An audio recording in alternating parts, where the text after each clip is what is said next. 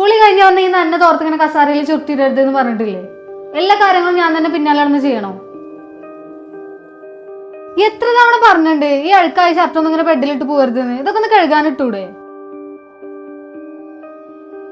ചേട്ടനെ ഈ കഴിച്ച പ്ലേറ്റെങ്കിലും ഒന്ന് എടുത്ത് കഴുകി വെച്ചൂടെ?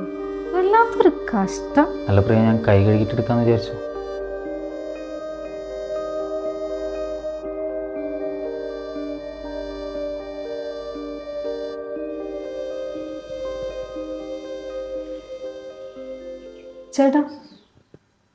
ചേട്ടാ സോറി, ഞാനേ വർക്കിന്റെ പ്രഷറാണ് അങ്ങനെയൊക്കെ സംസാരിച്ചേ. പ്രിയ, നീ അത് വർക്കിന്റെ ടെൻഷനിൽ പറഞ്ഞാണെന്ന് എനിക്കറിയാം. ചേട്ടാ രാവിലെ തൊട്ട് ഞാൻ ഓരോ കാര്യത്തിനും ചേട്ടനോട് ദേഷ്യപ്പെട്ടുകൊണ്ടിരിക്കുക. ചേട്ടനെന്താ അതിനൊന്ന് റിയാക്ട് ചെയ്യാണ്?